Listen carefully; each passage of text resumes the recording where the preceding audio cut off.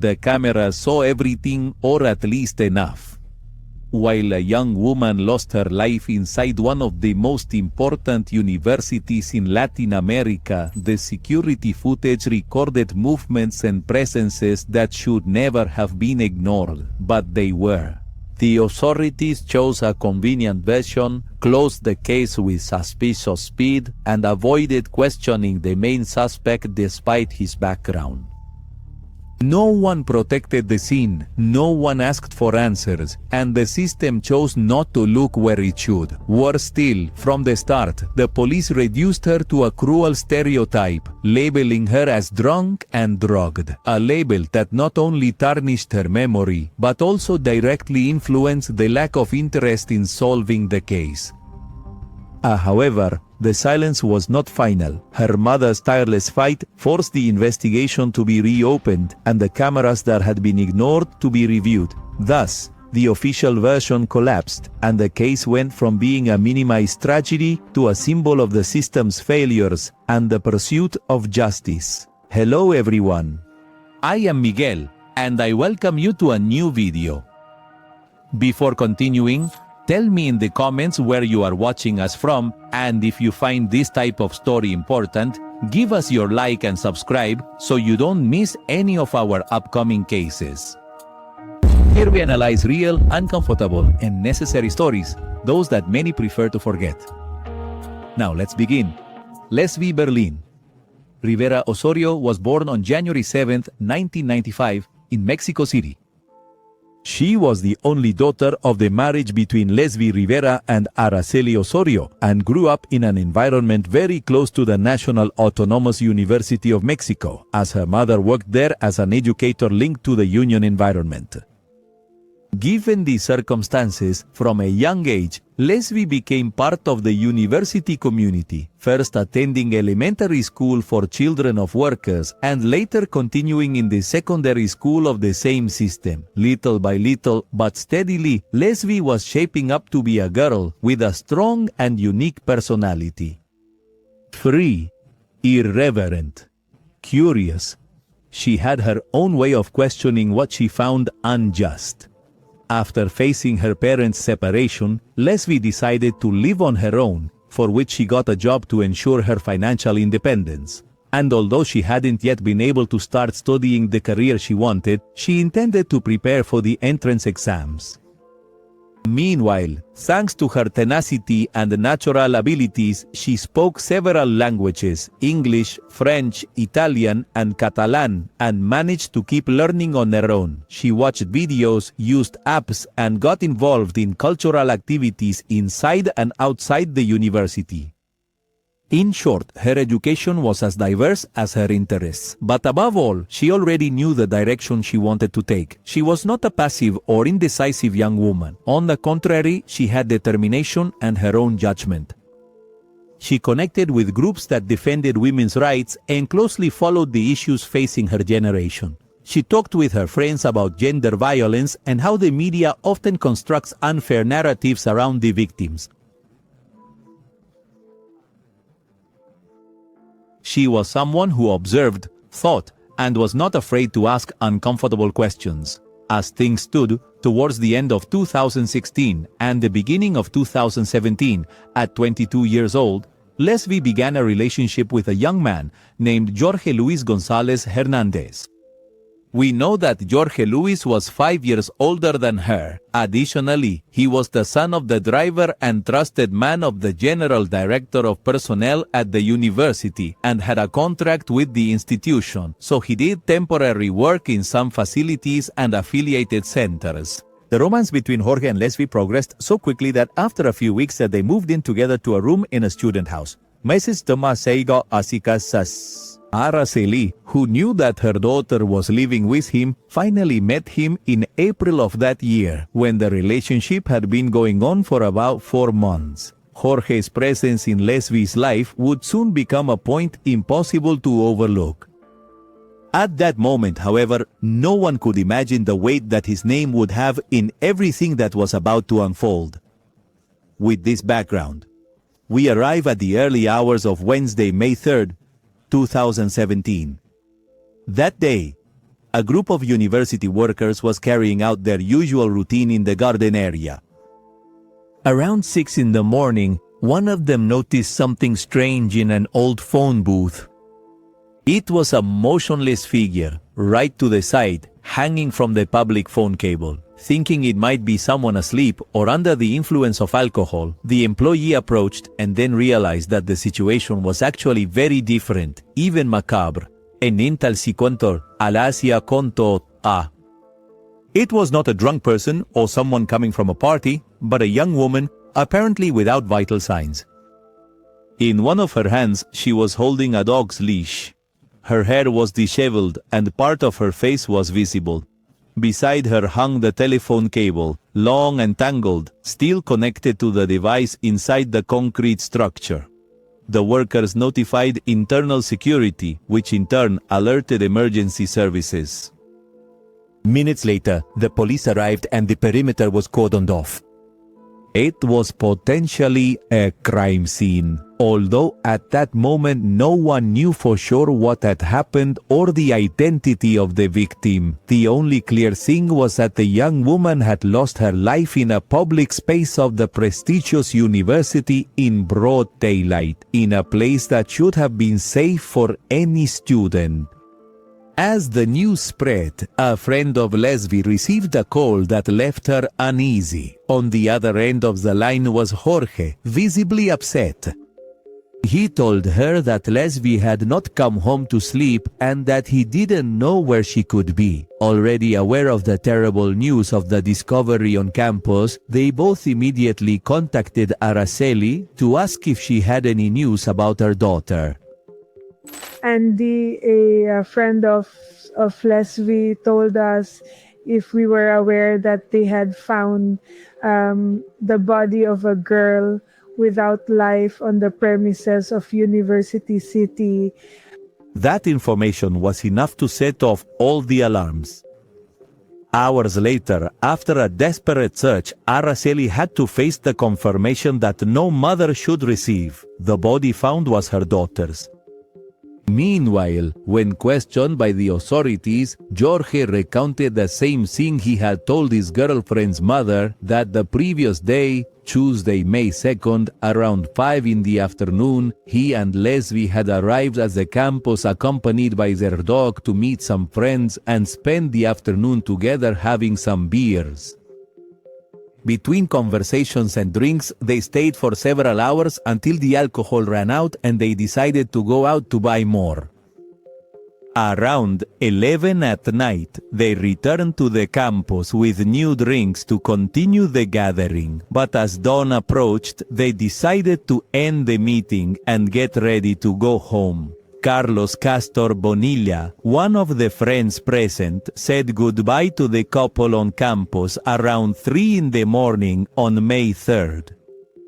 From that moment, Leslie and Jorge were alone with the dog. According to Jorge's own testimony, they both started the journey back together, but an argument arose along the way. He stated that he decided to walk away and leave the place, leaving Leslie still inside the university. Additionally, he claimed that he found out about what happened the next day through the news. Lastly, he claimed that the young woman had alcoholism issues, used drugs, and had dropped out of her studies. His version and alibi were not questioned by the authorities at that time. So much so that from that moment, Jorge's version became the only unchallenged account of what happened. And although Araceli felt immediate unease upon learning that he had left her daughter alone on campus in the early morning, she also clung to the hope that he wouldn't be capable of harming her. Meanwhile, some media presented Leslie's sudden end as a mysterious death. Others barely dedicated a few lines to it. For many, it seemed like just another case. No one imagined then that this event would forever change the way of talking about justice for women in Mexico. Meanwhile, family, friends, and students began to pay tribute to the young woman. According to the toxicology report, Lesbie's remains showed a very high concentration of alcohol as well as the presence of cannabis. On the other hand, the preliminary report from the forensic expert did not record any evident signs of struggle or significant internal injuries. Only minor bruises on the ankle, elbow, and left palm were documented, which were dismissed as indications of a possible attack. As for the cause of death, it was attributed to respiratory obstruction accompanied by an oblique groove on the neck characteristic of partial suspension. The scene also showed no evidence of a struggle. The booth remained intact without drag marks, a relevant detail since if an attack had occurred, they would probably have been visible and without signs of violent alteration. However, at this point, it is important to clarify that the booth was not officially secured until 2 days after the discovery. It was reported that this happened because the university requested that no items be removed from the scene until they gave their authorization. But also, when it was finally cordoned off, they overlooked marking the area around the booth. The same happened with the telephone cable, which was also handed over late by the institution and without any traces or genetic evidence when the chain of custody was already completely broken. Despite these inconsistencies, the Mexico City Attorney General's office released a preliminary explanation to close the case. According to their version, Lesbie allegedly decided to take her own life after a night of excess.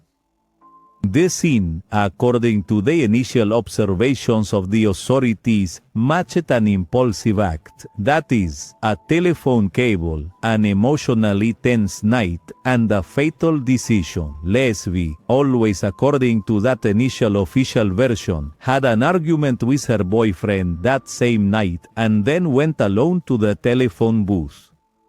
The fact that she was holding her dog's leash seemed to suggest to the investigators that she was accompanied by her pet until the last moment, and that the situation unfolded quickly and without external intervention. Within hours, the media began to replicate the official version. Some headlines spoke of a personal tragedy.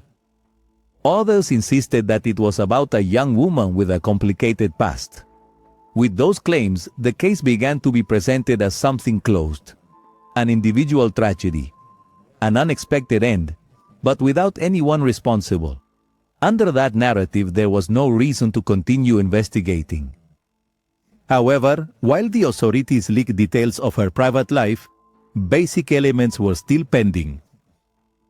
The complete review of the security camera recordings, the thorough analysis of the scene's surroundings, and several tests that hadn't even been integrated, all of this was particularly unsettling considering that, from the early hours, irregularities in the handling of the scene had already been pointed out.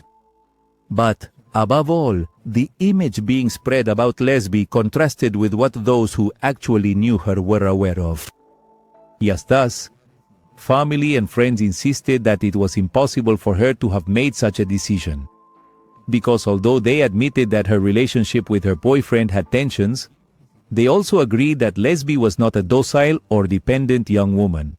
Ultimately, something about the case didn't add up, and the feeling of indignation began to grow rapidly within the community, with hundreds of people sharing about it on social media, expressing doubts, demands, and an increasingly evident discontent.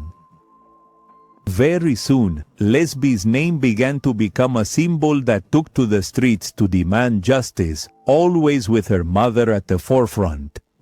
As public doubts grew and societal pressure began to be felt, an element emerged that would completely change the course of the case.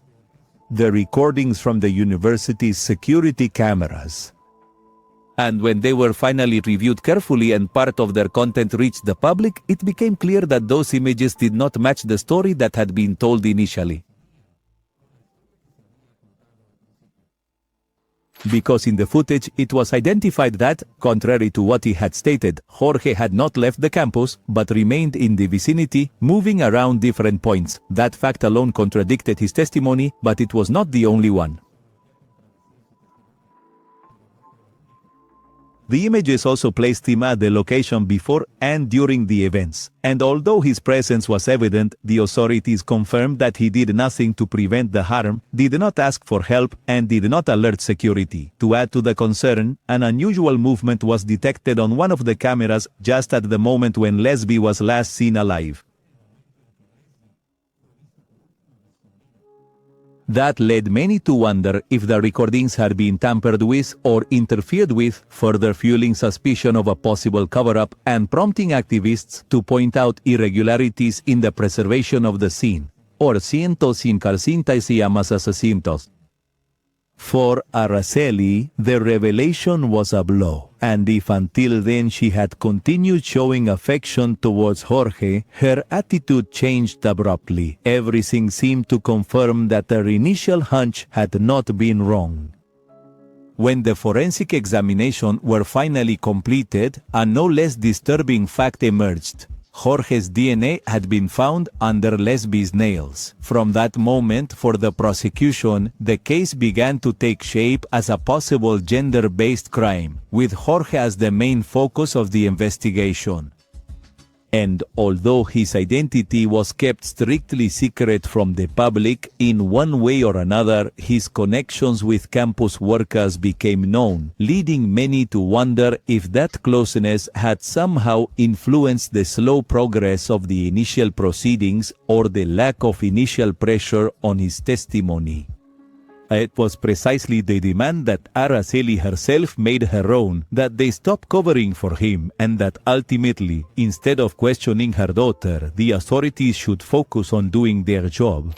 The demand is for them to stop covering it up. The demand is because if they acted deceitfully from the beginning by hiding information from us, trying to create a lynching atmosphere against Lesbi, they should focus on their task, which is the pursuit of justice. The atmosphere of distrust surrounding the case became impossible to ignore. Worse still, according to reports later cited in the media and documents from the investigation itself, Jorge was not exactly unknown to the authorities. Several sources indicated that he had been detained on different occasions between 2008 and 2015 for behaviors such as business theft, trespassing, and other administrative incidents. Finally, in July of that same 2017, a judge charged Jorge with the possible crime of intentional homicide by omission, that is, for not preventing his girlfriend from taking her own life. Since then, he remained in preventive detention. The initial period for the complementary investigation was set by the judge with a term of 4 months, as is usually established after being bound over for trial in that context. However, 3 months later, the Superior Court of Justice of Mexico City decided to reclassify the crime as aggravated femicide. It ordered the investigation continue under this new classification, which forced the prosecution to review the existing evidence with a gender perspective and to redirect the case. When the case finally went to oral trial in September 2019 before a court in Mexico City, the legal representation of Lesbi's family requested a maximum sentence of 60 years as well as compensation. While the surroundings remained filled with protesters, the trial court, composed of 3 judges, listened to numerous witnesses presented by the public prosecutor. Among them was the expert, who stated having analyzed 176 video files from the security cameras installed within the university campus. Based on these recordings, which became the key piece of the process, the prosecution presented a chronological reconstruction of the events. According to that material, on the afternoon of May 2, 2017, the girl had crossed a pedestrian crossing with her boyfriend, her dog, and Carlos. Then, the three headed towards the esplanade between the faculties of medicine and dentistry. It was the first time that, according to the authorities, the cameras recorded them together that day, walking on campus while it was still light. According to the records, the cameras also captured a third unidentified man. As night fell, the images showed the group gathered at the same spot on the esplanade. Finally, after saying goodbye to their friends, the couple was left alone. Presita. At 4:08, already in the early morning of May 3rd, approximately 10 minutes before the estimated time of death by the coroner, different cameras placed them walking in the area. Upon reaching a point near where the young woman's body was later found, what appeared to be an intense argument was observed. In the images, Jorge struck her in the face with the chain. Lesbi covered herself and then he approached again to grab her forcefully by the upper body at the neck level. She managed to pull away and hugged him as if trying to contain the escalation of the conflict. After that moment, Jorge walked away and she followed him. The next camera showed them already together in front of the phone booth. There, at the scene where the incident would occur, another camera captured Jorge behind the booth and Lesbi a few meters away. Minutes later, he approached her and they both ended up at the same spot. It was then that the camera panned in another direction, failing to capture the exact moment of the fatal outcome. Given the circumstances, that visual gap continued to be one of the most controversial elements of the case. Shortly after, exactly at 4:20 in the morning, that is, just a couple of minutes after the estimated time of death, the dog appeared following Jorge towards the campus exit.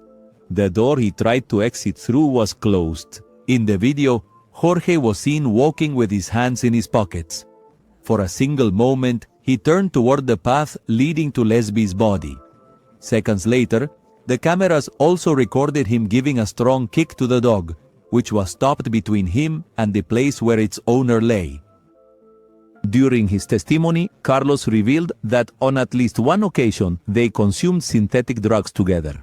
However, the most striking part of his statement came when he claimed that in March of 2017 he witnessed an alleged physical assault on Lesbi by Jorge. According to his account, that day he headbutted her on the forehead, so he had to call the hotel security where they were staying to ask for help. However, during the cross-examination, the defense questioned his state at the time of that episode, and Carlos admitted that he was under the influence of drugs and alcohol that day. Later, when another friend of Lesbi recounted a previous episode of aggression, Jorge's defense intervened again, now arguing that she had never reported him. For their part, the legal representation of Lesbi's family responded that this argument had no basis, and in their strategy to dismantle the hypothesis that the young woman had taken her own life, bentolopo, mento, dentovosi. They focused on a key point. It was not credible that someone could do such a thing in a phone booth barely 1 meter high. According to the explanation, without an elevated point from which to let the body weight fall, it would be practically impossible to generate the necessary force to cause a cervical fracture. Moreover, they recalled that the cable did not have any knots and that the mark on Lesbi's neck was deeper on the left side than on the front, a pattern incompatible with a self-inflicted act. It is worth clarifying that until that moment, the wounds she took to the grave had not been considered relevant evidence in the case. When it was Jorge's turn on the stand, in a moment of maximum tension in the room, he stated that not only had he not harmed Lesbi, but that he loved her. Araceli could not contain herself. She stood up and firmly replied that love never involves taking the life of the person one claims to care for. Finally, on October 24, 2019, the court ruled that Jorge Luis González Hernández was guilty. The following month, on November 14, 2019, Jorge was sentenced to 45 years in prison for the crime against Lesbi Berlin Rivera Osorio.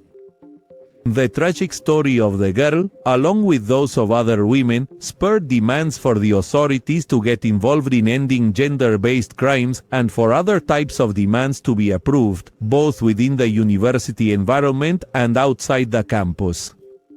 In addition, the head of the Attorney General's Office of Mexico City offered a public apology to Lesbi's family for the violations of due process, access to justice, and truth in the case committed by the government of Mexico City. For his part, the director of the Institute of Forensic Sciences apologized for the treatment the family received when the autopsy was conducted. However, although the conviction was upheld in the first instance, marking a milestone for Araceli and her family, the case did not end there. Subsequently, Jorge's defense filed various appeals and amparo actions with the aim of overturning the court's decision or achieving its reduction. Those attempts kept the case active in higher courts, prolonging the litigation and the pursuit of justice, both in the courts and on the institutional and social levels. Simultaneously, the legal representation of Lesbi's family continued pushing for the review of the irregularities committed during the initial investigation and demanding institutional accountability. For Araceli, the case also became a fight against revictimization and the initial errors that marked the first hours of the investigation. That effort bore fruit when, in October 2021, an appeals court reviewed the sentence and increased Jorge's sentence to 52 years and 6 months in prison. Likewise, he was required to pay compensation to the young woman's family for damage repair as well as for funeral expenses and psychological treatment for the parents. Lastly, the justice system determined that Jorge was also obligated to attend training courses on gender perspective, women's human rights, equality, and non-discrimination. But beyond the punishment, the case remained open in another sense, in the collective memory. Because what happened with Lesbi not only changed the case file, but exposed a structural problem and opened a path that is still being contested today. Now that you know all the details of this shocking case, do you consider that the initial official version was a simple mistake or a clear attempt to cover up what happened? Regarding the sentence, do you think it was fair? Or, on the contrary, do you believe it should have been greater? Leave us your opinion in the comments. And well, that's it for today's case. Before you go, leave us a comment telling us where you're watching from. We love knowing how far these stories reach. See you in another case.